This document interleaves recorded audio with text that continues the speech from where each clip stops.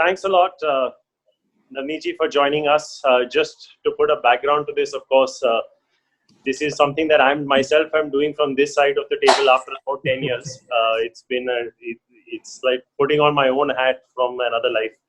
But it's good to be speaking with you in this format, and thank you so much for taking time out this Saturday morning to do it. Of course, just to put it into context for our viewers who tuned into this broadcast, Navneet ji, of course, is a CA and CFA.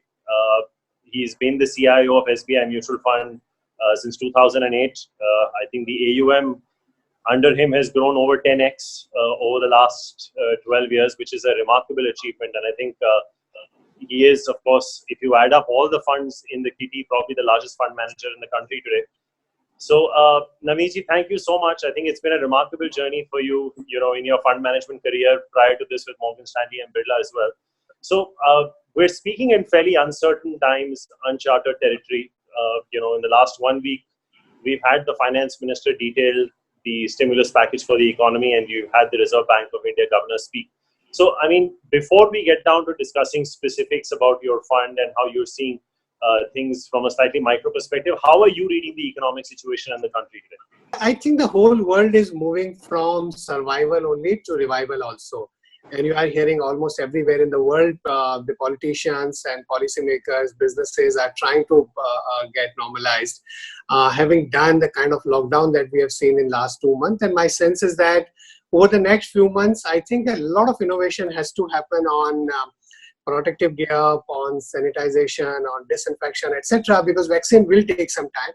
While over the last few days, you had these bouts of optimism on vaccine. I mean, you have seen what Moderna announced or what some of the other companies have announced, the news flow that's coming from Oxford, from Israel, from various countries. But I think we should keep our fingers crossed. There is still a lot of uncertainty on that front. And I think we should be prepared for a long period where we may have to live with this crisis. And I think that's very important. Every time I give this analogy of road travel on an air travel, which used to be quite risky, but over a period of time, the way we have built the infrastructure, the way we have built the entire safety measure, security system, etc., and the risk has come down. I think this is very, very similar. Of course, the virus looks like there is an inbuilt artificial intelligence into it, because the way it's kind of impacting all people across all geographies, across all climatic conditions, across all people from different backgrounds, different eating habits, different kinds of immunity. It's so amazing. But I'm sure ultimately the human ingenuity will prevail. We'll find some solution to it. But meanwhile, I think we have to learn to live with it. The economic damage is going to be very, very severe. I think we are going to see a recession, which we haven't seen in our lifetime. And I think probably the world has never seen something like this, because even in 30s, it was US and some other countries. It was not a global recession like where almost every single country got impacted. Most likely this year, almost every country in the world will have a decline in per capita GDP. I think we have never seen something like this. Everywhere, the policymakers have reacted very strongly. I mean, again, unprecedented monetary stimulus, unprecedented fiscal stimulus. It will have its own repercussion. We can keep it that for later. But in the near term, I think it has helped markets globally. It's trying to contain the economic damage, because the stringency of the lockdown has resulted in a very, very deep economic damage. And still, given the uncertainty on the horizon, as I mentioned earlier, we'll have to learn to live with it, and a lot of businesses will have to reimagine themselves, economies will have to reimagine themselves. In that period, I think the only way was like government become the lender of the last resort, the buyer of the last resort, investor of the last resort, and that's what I think every government in the world is trying to do. In India, we were a little late in terms of announcing the stimulus. Even now, I think a large part of it is monetary stimulus, and what government is trying to do with all of those guarantees for micro enterprises, to SMEs, to MSMEs, and to some of the other businesses, is to get a multiplier effect of that monetary stimulus, so that banks don't remain as risk averse as they have been, and they go and lend that money. And if we can kickstart the economic growth. But my sense is that we need to do a little bit more on the demand stimulus, because at this point in time, I've discussed several times about this paradox of deleveraging, paradox of thrift, where the businesses, where individuals will be so thrifty, they will not invest. I mean, they will not spend money, they will not invest money, they will defer their expenditure. It's only the government's balance sheet which can today go and borrow money and spend money and at least inject the confidence as well as the capital into the economy. I hope we are going to see more measures. I'll just take 2 more minutes. I think the brighter aspect of this stimulus program, where we have seen some of the structural long-term reforms in the area of agriculture, where I feel very positive.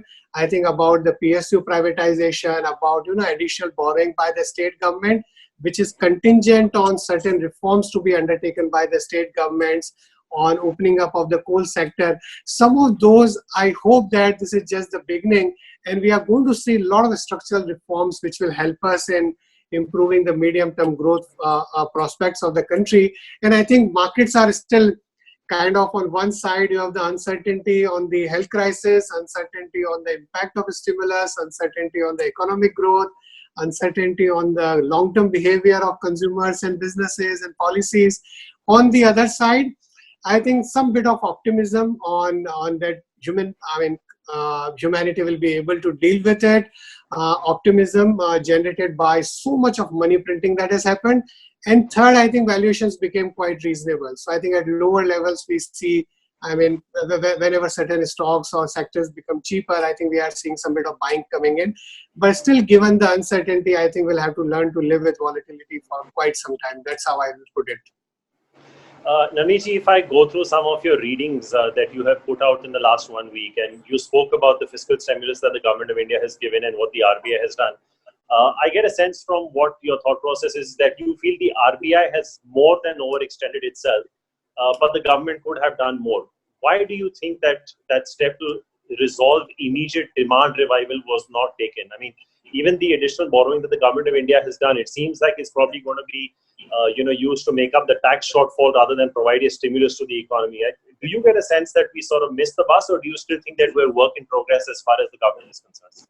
So I said the RBI has been doing the heavy lifting so far. It's the monetary stimulus which has been very powerful in India. I'm not saying even for a minute or second that RBI has done more than what is needed. I think RBI has been doing a lot, but I'm sure they will have to do a lot more going forward. I think even when the 90-day moratorium got announced, I said it may have to get extended. I think they allowed a restructuring of real estate loans, etc. I think philosophically, I'm against it. I was like in favor of IBC and a lot of cleanup, and credit culture has to be maintained. But at the same time, given the situation, I think a one-time restructuring will be required of a lot of businesses by the financial sector. I think RBI will have to take a lot much more of government borrowing, both the SDLs, state development loans, as well as the government securities on its own book. And I think if we look at the size of the RBI's balance sheet compared to several other countries, I think we still have some space. One of the interesting aspects about RBI's balance sheet today is the foreign exchange reserves. I think we never had something like this. $485 billion, more than 1 year of import cover at a time when we are going to see a current account surplus, most likely next few quarters. We need to think of creative ways. How can we use that money? Maybe, I don't know, to create an equity fund or a bond fund for financial sector or for some of the other sectors. Maybe buy crude oil reserves, maybe do something else. And I think we can explore that idea.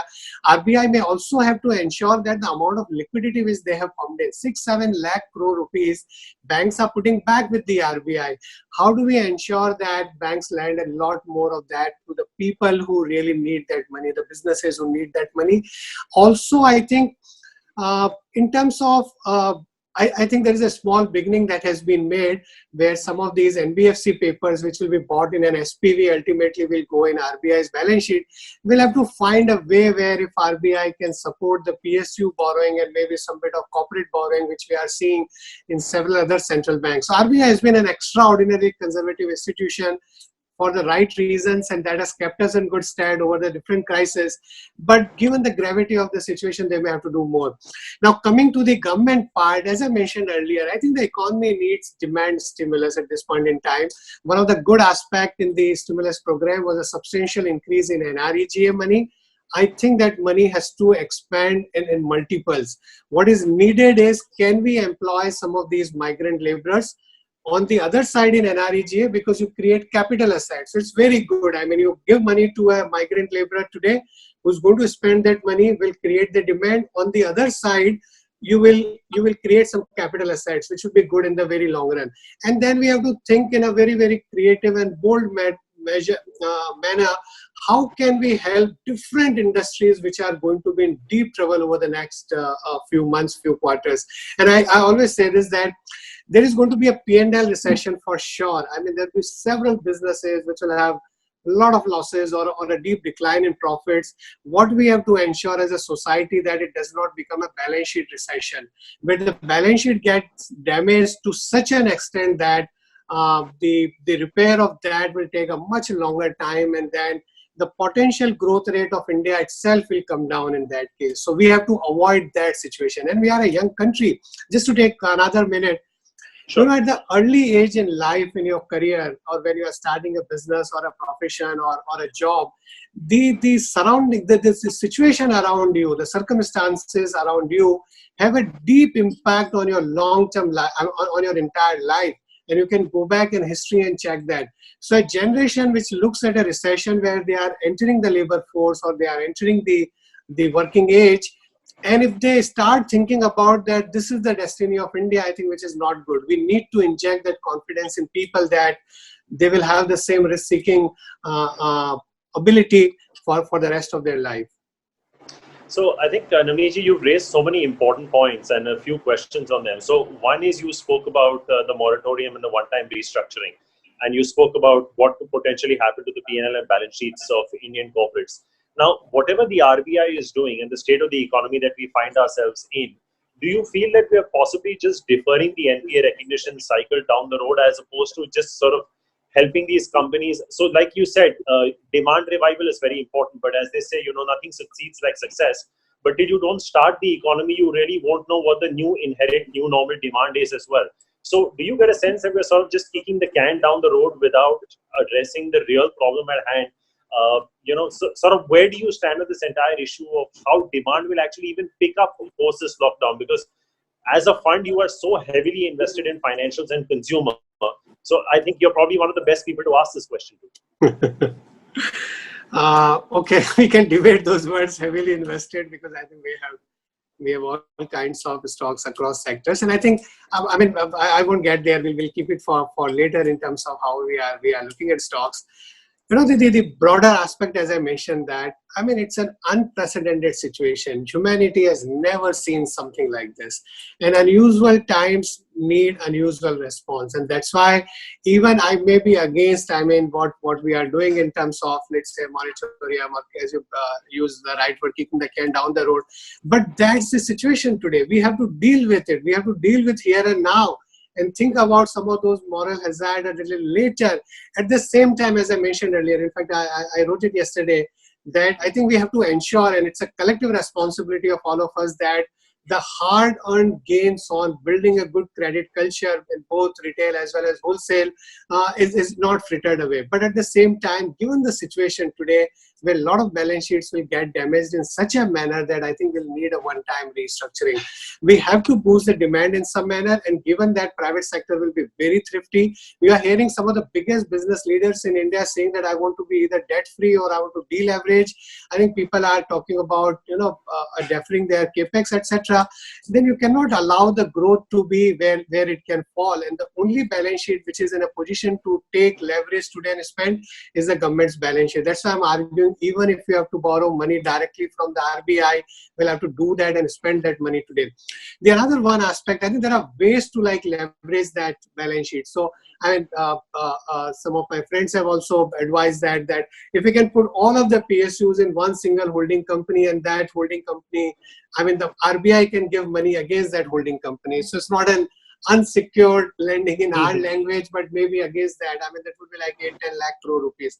Because this is an unusual time and we need that unusual response, and that's why the demand stimulus is very, very critical. There are other advantages. I think the geopolitical risk that we are witnessing in the world, and particularly in this week, and that's why global markets were down in last 2 or 3 days. What's happening between the US, or I would say West, or maybe a rest of world versus China, I think can suddenly throw a lot of opportunities for India. Even before this crisis, we had this view. I think the rural economy so far looks like relatively less impacted from this, and with some of the newer reforms, etc., I think that could be a demand driver. I think the another positive I talked about is our external stronger balance sheet. There are opportunities in healthcare, and one of the biggest opportunity to me in India is in our digital platforms. And I think in terms of the way world is changing now, where you are going to move towards an e-health, e-education, e-entertainment, e-payment, e-commerce, I mean, should be e-judiciary, e-governance everywhere. And I think we are the largest data consumer in the world. We are the largest data economy in the world now. And if data is new oil, logically, I mean, it should be a big positive for India. How do we create this story where we have seen like some of the deals that have happened for platform, and this is not a comment on that stock or that company or that deal, but I think how do we as a nation create that, the buzz around the world that we are going to be the next superpower when it comes to the digital technology. And I think then it could be another interesting Y2K moment for India across several industries. And I hope that we don't miss this big opportunity that has come our way. I'm definitely not going to discuss stocks with you in this interaction, Amiji. You can rest assured. But since you just brought up data, and though you didn't name the company, I mean, just the kind of work from home that company has done in terms of raising the kind of money that they have since the lockdown started. I mean, so that is just one platform that's raised that kind of money. I mean, in your line of work where you interact with so many companies, do you actually genuinely feel that we are in a state where we were, say, in the late 90s or the early 2000s, where the entire Indian IT services industry took off? I mean, everything seems to be happening right now. We don't even have too many listed players to take care of. I mean, you have, apart from the one that you hinted at, you probably have one other serious large player that's done well in the last 3 or 4 months. But do we really have that many companies of that scale on offer to make this a very viable sector to look at from an investment perspective? No, absolutely. And you don't know that opportunity come in what manner to which kind of company. And I think every company will have to reimagine itself. Every business will have to reimagine itself. And like in last 2 months, I mean, our guys could never think that an AMC of managing $100 billion plus can be run from home. You don't need to be in office only. And then we are thinking of newer ways of doing business and expanding business. And I'm sure every business is trying to do that. There are going to be newer ways of doing business. The India's advantage, and in fact, how the IT industry got born. I mean, it's just that, in history, there are things that happen for certain reasons, but then ultimately the Lollapalooza theory of Charlie Munger, think about it, that we made a mistake in 1950s, 60s, 70s of not investing enough in primary education, but we created these IITs and the IIMs. And in the 70s, 80s, early 90s, these brightest of the people used to go to the West to work after doing their IIT and the IIM. But when the telecom revolution happened, it became, and the PC and everything, it became easier that you could do the same thing in Bangalore, what is needed for a company in California or anywhere else. And suddenly, I mean, you had that talent pool. I mean, you were creating a large number of these engineers, and then you had this telecom, and then of course the opening up of the economy, and government didn't look at that sector. The sector remained, I would say, uncontrolled or whatever. And I think it created a big industry. I think there is an opportunity for India in several industries like this. And if the technology, and I think next 10 years will throw, I think the kind of technological revolution one can see, and I can relate it to the early part of 20th century. Just go back in 20th century, think about it. The telephone, I mean, your automobiles, your air travel, and how it kind of changed the world in dramatic fashion in the first 20, 30 years, and which remained for the next 50, 70 years. I think what we are going to see now in next 10 or 20, whether it's augmented reality, virtual reality, artificial intelligence, machine learning, robotics, 3D printing, I mean, what we are doing in cloud. And with all of this, there are going to be new risks on data privacy, on cyber security, and all of that. And there are going to be opportunities everywhere. I think given the talent pool that we have, I think it's really our time under the sun. Again, I mean, there are so many opportunities that came to this country in the last 70 years. And several of them got squandered away. I hope this time we don't do that. And there are opportunities for all kinds of businesses in India. Navneet, you touched on something very important earlier in this interaction, and you spoke about oil. And I think the fact that you spoke about the fact that we may move into a current account surplus this year.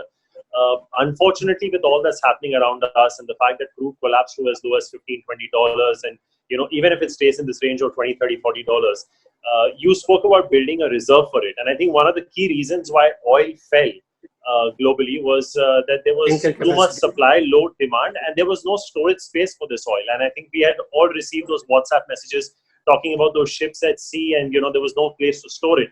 So how does India capitalize on such a valuable import of ours to our advantage when storage is also an issue and when finances are also an issue? And this is probably the biggest silver bullet that we have in our arsenal so far. So how do we take advantage of it as a country? So there is a PSU company, I think, which has created these strategic reserves. I think if I read correctly, I think those tanks are full. Maybe use the NREGM money and create a massive storage capacity at a war scale.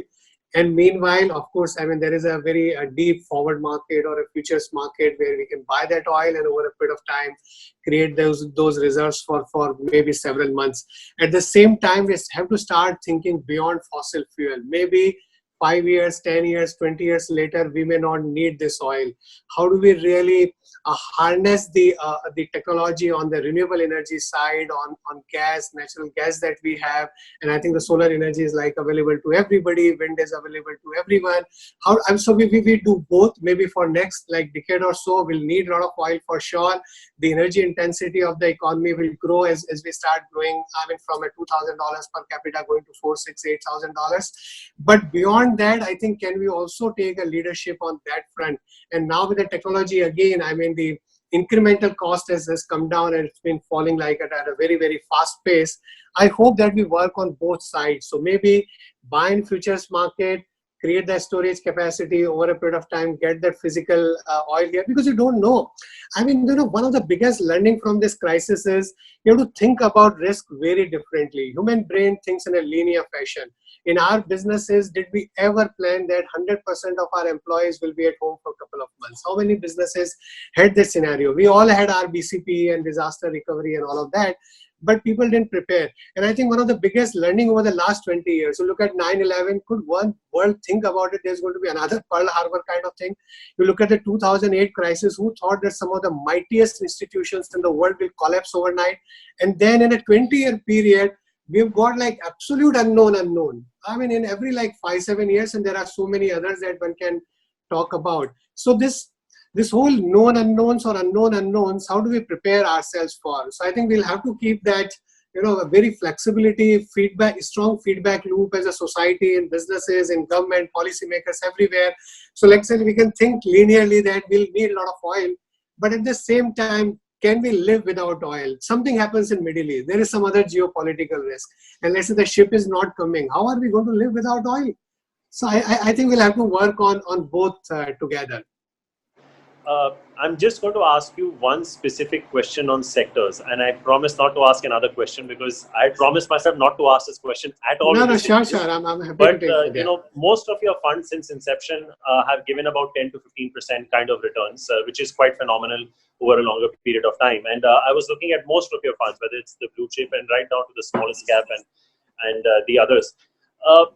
And I go back to the point I made earlier, obviously this will be aligned to what the index weightage is, but in most cases, if I add financials and consumer, your weightage in most of the funds is about 40 to 50% between these two sectors. And then you spoke about healthcare as an emerging space, which is coming out of years of underperformance, years of under ownership. Specifically on these three sectors, how do you expect life to change on the other side of COVID? With respect to NPAs on financials, the way staples are being consumed right now through the lockdown, and the re-emergence of healthcare in totality, not just pharmaceuticals, API, generics, but maybe even hospitals and things like that. Yeah. So I'll take one by one. And on the financials, again, in the very near term, there is a lot of uncertainty, simply because, you can kick the can down the road by doing a 90-day or a 180-day moratorium. But I think there are two ways to look at it. In the near term, I think they've got massively derated, and I think unlikely that they get re-rated in the very near term. But this period will lead to a lot of consolidation. India inherently is hugely underpenetrated. In terms of credit to GDP, in terms of the financialization of the economy, in terms of savings product, investment product, protection products, and we are hugely underpenetrated. I think still there is a long way to go for us. This period will lead to consolidation. Those who have a stronger position, whether in terms of the capital situation today or ability to raise capital, the liability side, a more granular on the asset side, better risk management capabilities, better governance, so on and so forth. I think they will come out stronger for surely. In the near term, I think one has to brace for. I think you won't get the I would say valuation that we had till before this crisis, particularly for the lenders. But there are a lot of opportunities outside the lending business also when you talk about the financials. So whether it's the general insurance, whether it's the life insurance, whether in some of the other segments of the financials, I think that there is a lot of opportunity. Digitalization, financialization, financialization of savings, for the financialization of assets on one side for AI, etc. There are a lot of opportunities, I think, in India long term, but near term, I think you have to really be with very few selective, stronger players. On the healthcare again, so this is similar to what happens that in every cycle. So I remember that 85 where textile companies, 92 cement, 2000 IT and FMCG and media, maybe 2008 infra and real estate, and now we'll see some of these themes where you just need to have the name of pharmaceuticals and stock will go up. Like in 2000, you remember, you just need to change the name of the company to technologies and stock goes up 10x. So in every of those cycles, you see something similar. But again, healthcare will change dramatically. I mean, with the impact of CRISPR and AI and the human genome, etc., and every country is going to pump in billions of dollars into healthcare. There is going to be a big opportunity for India, no doubt about it. I was listening to this guy, Adar Poonawala. India is the vaccine capital of the world. 70% of the vaccines in the world are manufactured in India. And I'm sure as a lot of spending happens on healthcare side, India could be a big beneficiary. I have been very positive on medical tourism. I think we haven't really harnessed that potential in India. The world is aging. There is antibiotic resistance in the world. And I think India is where we can really create, both in terms of talent as well as our ability of frugal engineering or providing that healthcare to the rest of the world. The third sector you asked about was consumption. So consumption again. So I think in the bottom of the pyramid, consumption, notwithstanding the challenges in the economy, I think the way money will get spent, and also some bit of discretionary spending. I mean, we watch a lot of trends on through our algos on what people are buying, what people are looking for, and we are seeing there is a huge jump in people searching for air conditioners, for dishwashers, for a lot of kitchen appliances, etc. The way people are working at home, I'm sure that there will be opportunities on that side. Discretionary spending will take some time, but what will happen there? Just like every other business, and I'll take this opportunity to talk about all the businesses, the way we are looking at it. There is something very deep in our DNA that we will go out. We want to socialize. We want to be among people. We want to look good. We want to meet in person. All the work from home and virtual meetings and all will not change that forever. And I think at some point in time, things will come back to normalcy. Of course, the world will be quite different. Work from home is a reality, will remain a reality. But still, the travel or tourism and all of that will not going to go away. The more of YouTube has only increased the travel, has not reduced the travel. The more of YouTube has only increased the number of concerts that people are going to. The number of comedians never had as great a business as they had after the YouTube. So again, you have to think like that now with this crisis, a lot of businesses in all of those spheres will just die. There's going to be this whole creative destruction where the stronger guys will survive, the weaker guys will have to move out. The guys who survive, I think they are going to have pretty good time for a long period. If you think in your Excel sheet, 2020, 2021, maybe 22, I'm going to take the worst case scenario and then you see the valuation reasonable, then I think those are the places to put your money. That would explain, Navneet, a part of your last few statements would explain your overweight stance on the QSR industry in India at least. But I think as a house, we share your views as far as BFSI is concerned, where we think non-lenders will probably outperform lenders in the short to medium term. But since you brought that up, at the end of the day, though there are aspects of general insurance at least that have been made compulsory by some regulators with respect to auto and things like that, is it not true also that investments into insurance and mutual funds are also in a way discretionary? And if people are going to look at saving and conserve cash, is it possible that the growth rates of mutual funds and insurance companies also sort of trend below long-term averages, or at least their recent listing averages from the data we have in the public? Is that a reasonable assumption to make? So they may still outperform the lenders, but their growth rates may also peter off, because that is also coming out of your savings and your discretionary sort of income. Yeah. So a very interesting question. And, interestingly, and when we look at a lot of surveys done by various kinds of people, what people are thinking about their life and their spending patterns and where they want to spend money or what they want to do with their money, savings, investments, protections are actually right at the top of people's mind. People are staring at job losses. I mean, businesses are looking at deep troubles. I think right kind of savings, right kind of investments, right kind of protection is actually taking precedence over a lot of other things that people are thinking about at this point in time. So structurally, the fortunes for those businesses have actually improved, not deteriorated, notwithstanding what's happening in the market currently. Maybe I think Nifty goes above 10,000. If history is any guide, a lot of people will say that, yeah, I invested 100% in equity, I need to reduce my exposure. Maybe I think some of those things will happen. Some of us may have redemptions for some time. But structurally, if I think people are going to be a lot more serious about savings, investments, protection, etc. Think about it. In the last 5-7 years, you had this whole new generation of Zindagi Na Milegi Dobara. I call that Z and MD generation, where you are taking leverage in your early 20s, even for a vacation loan or a loan for a jeans or whatever. Now they will think hard that I need to build some savings. I think the savings culture is actually going to come back, not going to go away.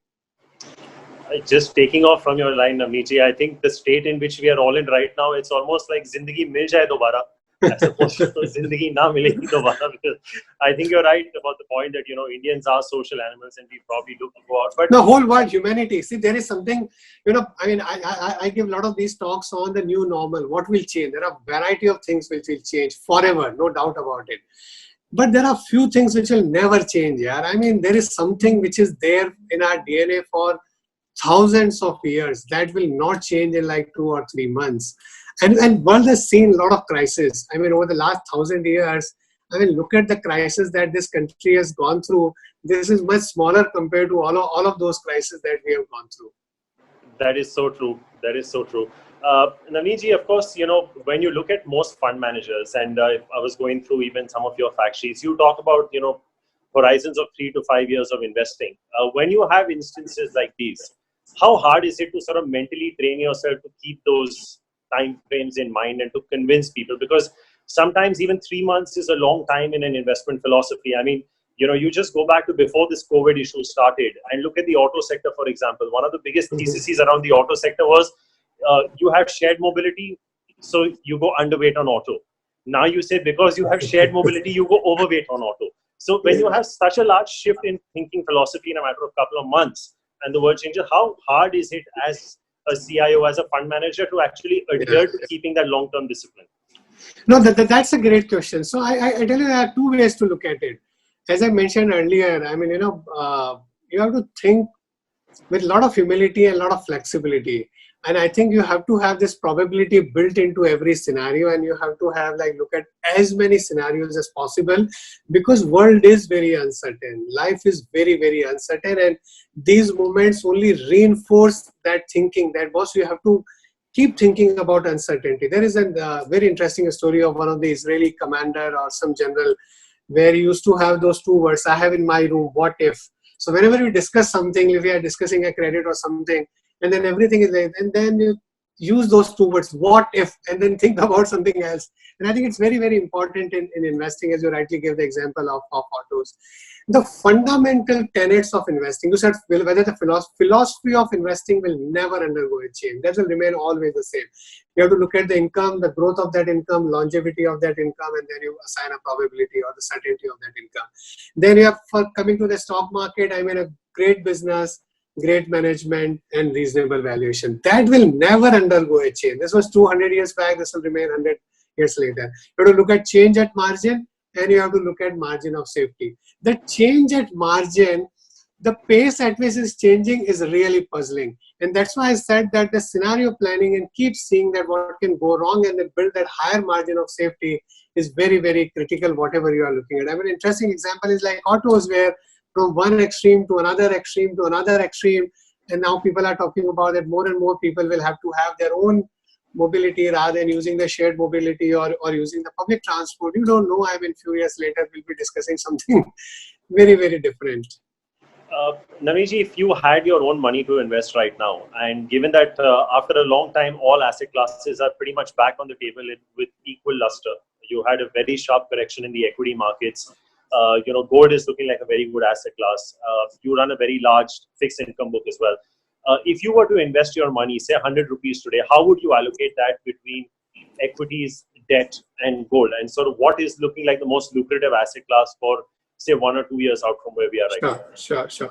I mean, each investor has its own way of looking at things. Everybody has a different kind of risk appetite, how much loss you can take in one single year. I mean, your ability to take the drawdown, so on and so forth, your liquidity needs, various things. So it cannot be generalized. But I'll put it in this manner. First, on the gold. We have been positive on gold. We ran a multi-asset allocation fund where we invest between equity, fixed income, and then gold. And we have been, the fund manager has been overweight on gold for more than a year now. So we need to have minimum 10. We have been running over 20%. We have booked a little bit of profit, but with an intention that we may increase that again. I mean, as and when maybe the risk of increases, will probably have higher allocation to gold, simply because looking at the world, there's so much of uncertainty. And you go back in history and look at the first few decades of the 20th century, and there are few signs of that. If you look at the political discourse, you look at the kind of money printing by central banks, all of those things, I think that there are some of those signs. And gold is a good hedge because central banks can print money, they cannot print gold, as simple as that. And the institutional investors are massively underweight.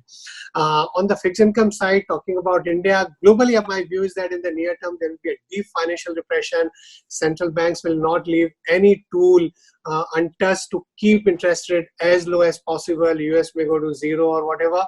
But if I take a medium term view, I think the risk as of now in the near term, there is a risk of deflation. In the medium term, there is a risk of inflation with so much of money printing and rates going up. I'm talking of globally. In India, in the near term, I think our rates today are higher than where we were in 2003. I think our 10-year bottomed at 5%. In Jan 2009, 10-year bottomed at 5%. Today, we are more closer to 6%.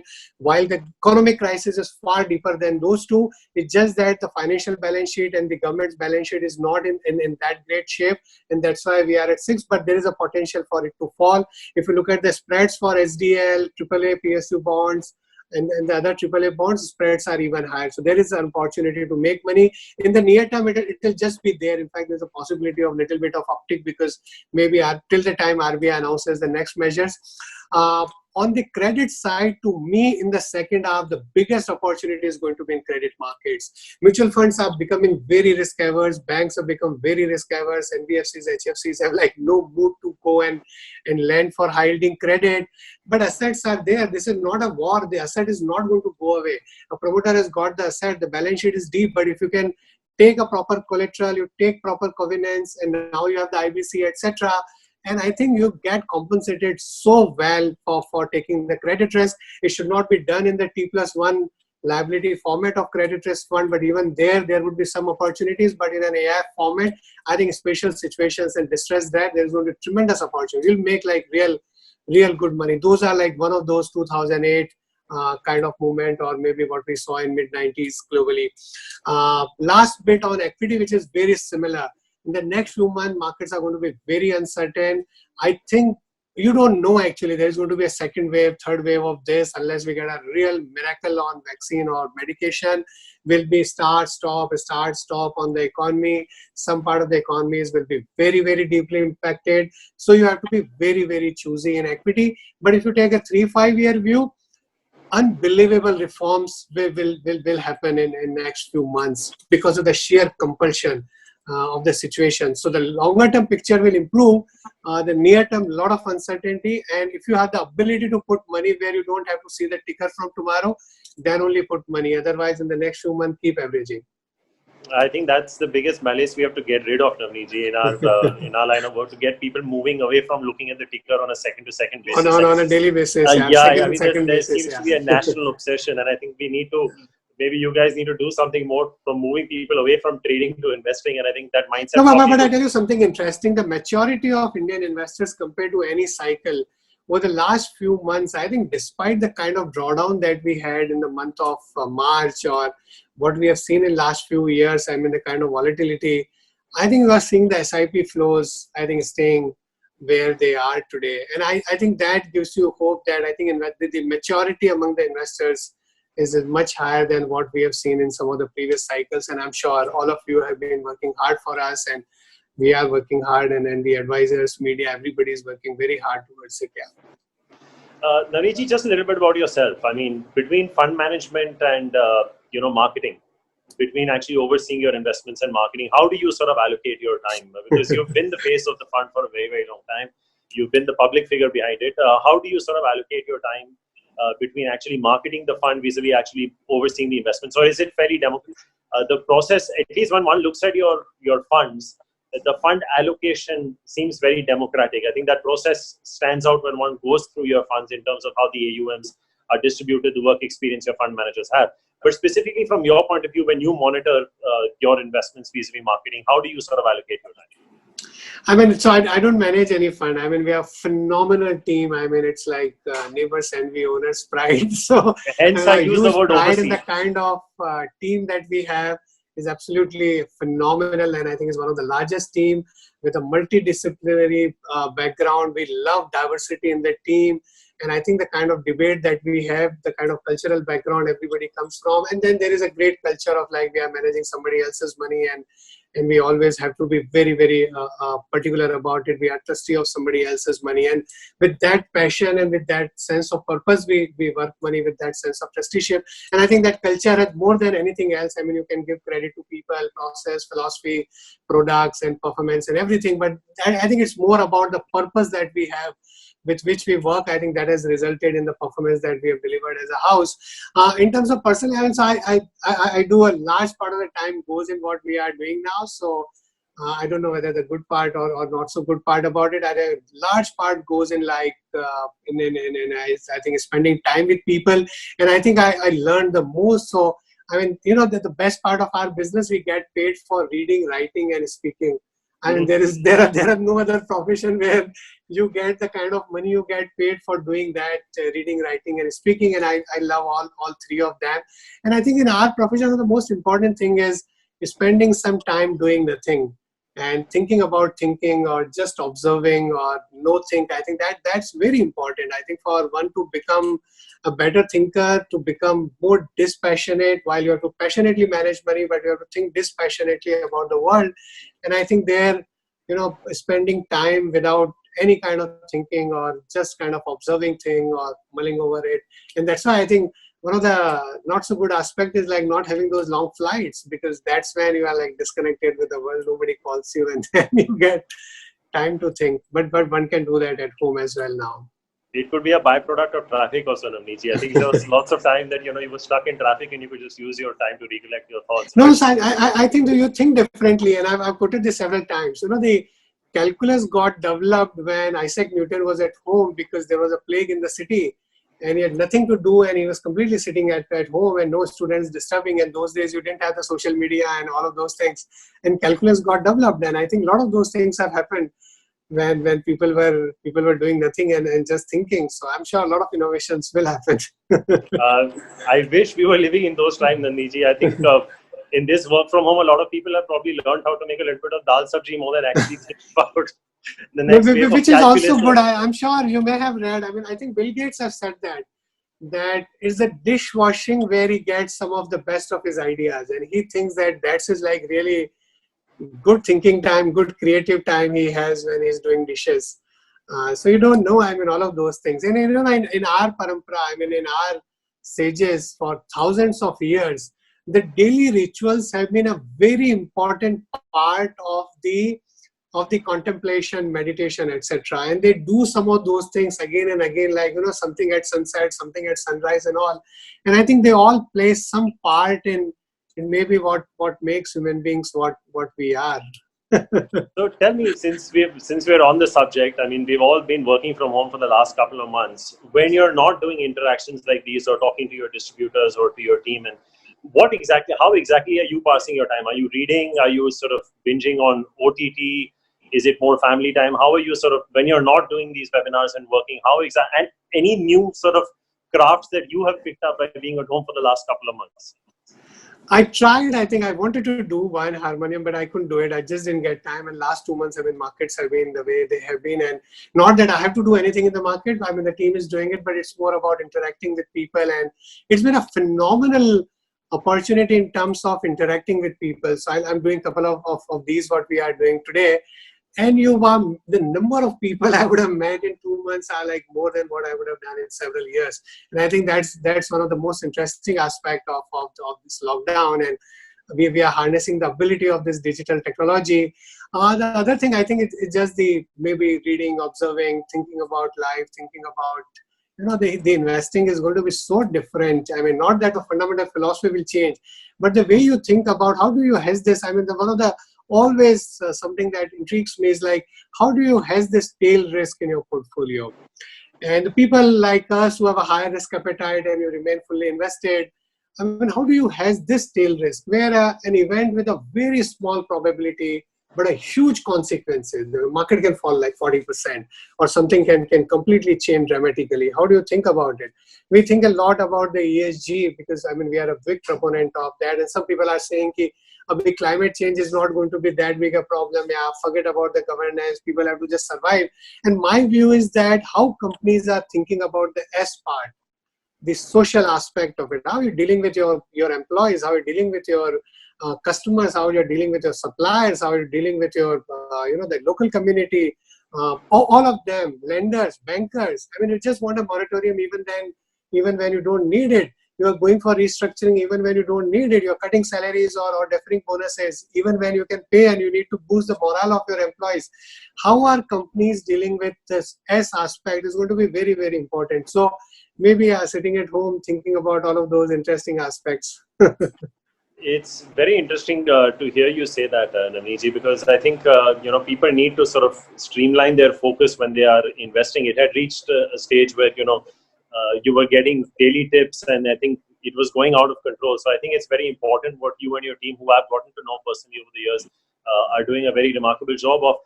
The other interesting part, Navneet, since you spoke a lot about disruption, I read that you are a big fan of Elon Musk as well. And of course, you've spoken about disruption, and without naming that company that has seen all these investments on the digital platform.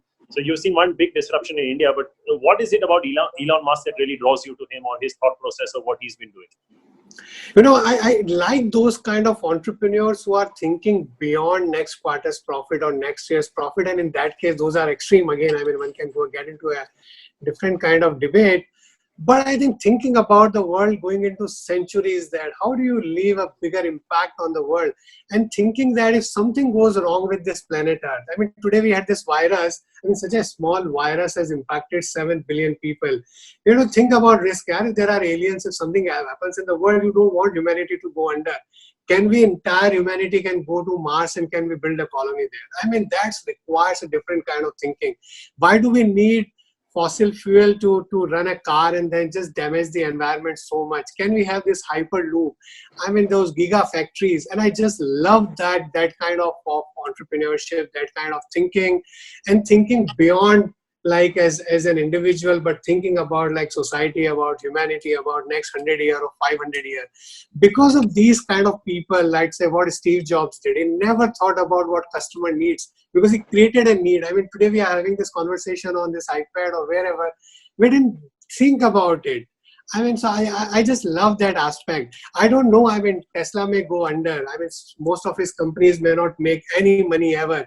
But these are the people who like really change the world in a manner. And these are crazy ideas. And I think the society always needs some of those crazy ideas. And how do we build a society in India where people are willing to fund those kind of crazy ideas? Unfortunately, you look at so many of these Indians. In fact, I've written quite a bit in the last few months. How do we get these Sundar Pichai and Satya Nadella and, all those Shantanu and some of these guys back into the country. And I'm sure our country has those kind of people. It's just that they are able to do that and create those trillion-dollar enterprises there in Silicon Valley.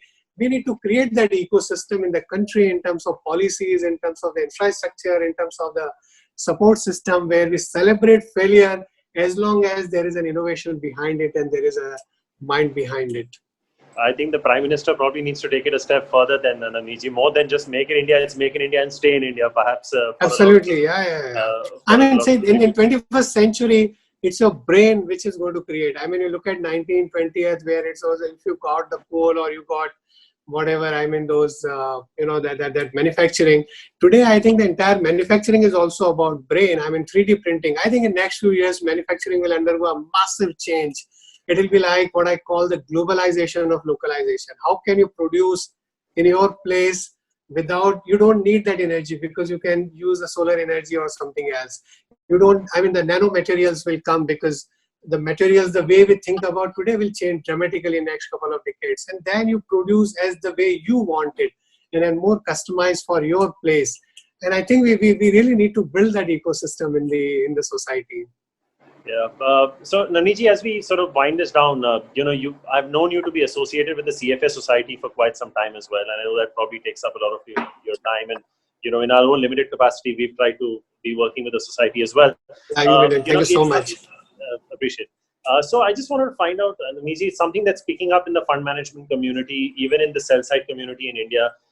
How relevant is this? What does it bring to the books, say vis-a-vis a conventional MBA? You're a chartered accountant yourself. So why did you associate with this cause?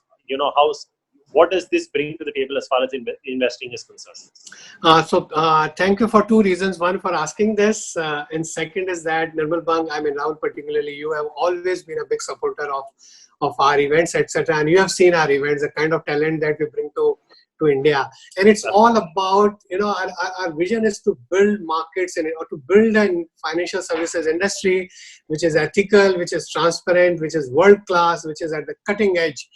So bringing that knowledge from all over the world. We are like a community of 170,000 charter holders in 150 societies across the world. In India, it's a community of 3,000 people who feel very passionate about the highest ethical standards, the highest standards of ethics and integrity, highest standards of professional excellence, because we are managing somebody else's money. Whether you are on a buy side or a sell side or in some credit fund or in banking or in wealth management, I think putting investor first, and I think those are very, very important. And I think if our industry has to become where I think it needs to, and I'm sure, in fact, the another vision I have is that I think in India, we have the capacity to become a world-class financial services industry. You look at like 30,000 people of JP Morgan here, and you go to Goldman Sachs building and see what they are doing. I think the same talent, why can't we run $1 trillion AMC for India? What is need? I mean, what an IT company is doing, an asset manager in India can do the same. A sell-side firm in India can do the same, because our own people are doing it for global firms. I think if we put the right ecosystem, if regulators have that vision that why can't we manage the money of the world sitting in India? I mean, I can pick stocks from anywhere in the world. I can invest in asset classes anywhere in the world. I can trade anywhere in the world. I think we can create that industry in India. And that's where I think I remain associated with the CFA Society. There's a bunch of like outstanding people who work very passionately for that cause. That's nice to hear. So Navneet, we all know that the lockdown, perhaps as it stands currently, will probably be lifted in about a week or so, but maybe work from home stays for a slightly longer period of time. Any books that you can suggest that you've hit on? I mean, I'm aware of people that you follow, but for the benefit of our participants, and I must tell you that though I'm doing this from my cellular device right now, I was told that the registrations were close to about 450 before we started. So there may be a lot of people who've not read up too much about you also, who are on this, or maybe students who have tuned into this. So any couple of books that really stand out for you that people could really benefit from reading through the... So I'm sure everybody knows all those typical Bible of the investing, right from security analysis to intelligence. Beyond that, all of those. I think read more about history. I think read more about psychology, read more about evolutionary biology, read more about sociology. And I think those things help a lot in investing, because we think in a linear fashion, But I mean, it's the markets are adaptive. It's like made up of human minds, and that's where I think Kahneman's thinking fast, thinking slow, or other I mean, there are opposite views as well. And I think reading all of that is very, very critical. Reading, I mean, the history, what happened in World War I or II, or how these institutions were born, how society has evolved over a long period of time. Because ultimately, what is market and price is just the reflection of the collective minds of all of us. So I think how we think, I think that's very, very critical. Also, I think how to remain humble. So Nassim Taleb's, I think the first book, I mean, all the other books are not as interesting. I mean, they are more interestingly written, but the original message was in the first one. I think that gives you humility, that makes you humble. I think all of those are very important. And I think he writes one very important thing, that books that have been written 1,000 years back will remain relevant after 1,000 years. The last year's bestseller will be like out of maybe circulation in a few years' time. So reading what has been written thousands years back, I think there is so much of wisdom in our scriptures is, I think, underestimated. The world will know it in next couple of 100 years. I think what our sages did 1,002 and several thousand years back, the amount of wisdom which is there. And how do we interpret it rightly? People look at a story in Quran and then think that we have only mythology, but think the deeper aspect of that mythology. Yeah. I couldn't agree with you anymore, Navneet. I think there is a lot, specifically, if you look at even the Bhagavad Gita, which I had the good fortune of reading, there's a lot that you can actually bring to your daily work through the processes and the systems that were followed centuries back, and I think that are so relevant even today. But you mentioned media a little earlier in the interview, and I'm sure one day we'll have a chance to chat about it, because I have my own views on the sector, having been a part of that industry for so long and still have a lot of friends there. But I can tell you, Navneet, from my younger days, being trained in Indian classical music myself, take up that hobby of harmonium. I think it's a great distraction. I think any form of art, of course, I'm in no position to give you advice, but having gone through that process, I'm just saying that any form of art, whether it's singing or dancing or something like that, it's very important. I think it really helps the body de-stress, and I sort of miss those days. Probably someday in my life I'll go back to it, hopefully, at some point, to relive those. But it's been an absolute pleasure, Navneet. Thank you so much. My pleasure. Thank you so much. I hope you enjoyed this. I mean, this is absolutely it was really good. My first attempt. We didn't kind of discuss what we are going to discuss, but it turned out to be a great conversation. Yeah. I think that's so much. And thank you so much for making it so interesting, so interesting, and that's the best part of these conversations. And thanks for your advice. And media, I'm sure it'll evolve in a very, very different manner. Who would have thought about? I mean, because I think I don't watch TV, so I don't know that Ramayana and Mahabharata is coming back, and we remember those days of media where what a Ramayana and Mahabharata was for television and for media, and how it has evolved and what's happening now. And you don't know in 10 years later with the augmented reality, virtual reality and all of that, in what form it is going to evolve. That's very interesting. On one side, all of us are getting very worried about the globalization is kind of reversing.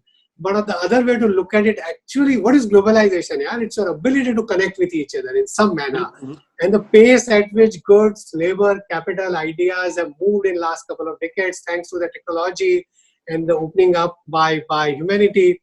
Now, maybe particularly in the arena of like ideas and connecting with each other, I think the best of globalization is ahead of us. There may be a little bit of this disruption may not be so much in goods and services and all, but maybe in terms of ideas and connecting with the humanity will become a one single family of 7 billion people. You never know, it might just happen. And since you mentioned Ramayana and Mahabharata, I don't know if you saw, but the ratings of Ramayana... Kutumbakam. Absolutely. In fact, the ratings were far better than what Game of Thrones final season were. I think they broke all the records, the Ramayana. And you would have never thought in 2020, if you replayed the old Ramayana, you would get this kind of viewership. So, I take your point that things, even from thousands of years back, still stay relevant as they are. But thank you so much for doing this. Pleasure. I feel more confident now, having done this after 10 years, that I could probably replicate this. But stay safe. I think we've all come out wiser listening to you on the other side. And hope to see you in person in the not too distant future. Thank you so much. And the anchor in you and only has become better. Thank you. Thank All you. the very best. Thank you so much, Navneet. Thanks Thank a lot. you. Take care. Stay safe. Pleasure.